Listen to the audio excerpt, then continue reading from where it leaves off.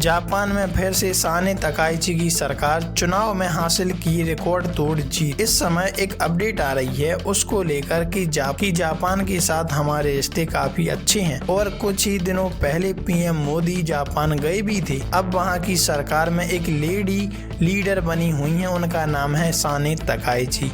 अब क्यों इन्होंने इतने ज़्यादा रिकॉर्ड तोड़ जीत हासिल कर ली, जिसकी वजह है इनका वो भाषण जिसमें ये कहती हैं कि हम पूरे जापान को एक अलग दुनिया में देखना चाहते हैं। देखो खबर सामने आ रही है, जापान में फिर साने तकाइची की सरकार चुनाव में हासिल की रिकॉर्ड तोड़ जीत।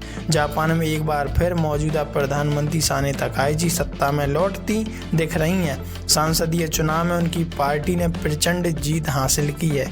जापान में प्रधानमंत्री साने तकाइची की अगुवाई वाली लिबरल डेमोक्रेटिक पार्टी LDP एक फिर रिकॉर्ड तोड़ जीत के साथ सरकार में लौट रही है। रविवार 8 फरवरी को हुए संसदीय चुनाव में सत्तारूढ़ दल को 2/3 बहुमत हासिल हुआ है। जापानी मीडिया ने शुरुआती परिणामों का हवाला देते हुए इसकी जानकारी दी है।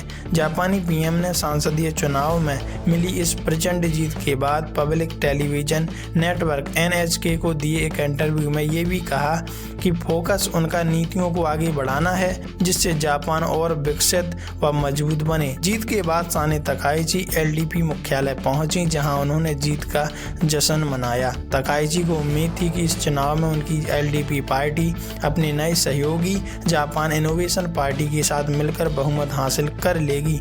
वहीं विपक्षी दलों का नया गठजोड़ सत्ता पर काबिज लिबरल डेमोक्रेटिक पार्टी के सामने कोई चुनौती पेश नहीं कर पाया। तकाइची ने हासिल किया बहुमत।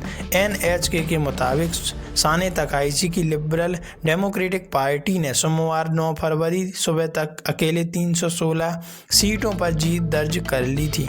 इसके चलते जापान के 465 सदस्यीय निचले सदन में 261 सीटों के बहुमत के आंकड़े को आसानी से पार कर लिया। लिबरल डेमोक्रेटिक पार्टी की साल 1955 में स्थापना के बाद ऐसा पहली बार हुआ जब पार्टी इस तरह का समर्थन हासिल हुआ। वैसे आप इस बारे में क्या राय रखते हैं, कमेंट में लिखकर जरूर बताइएगा।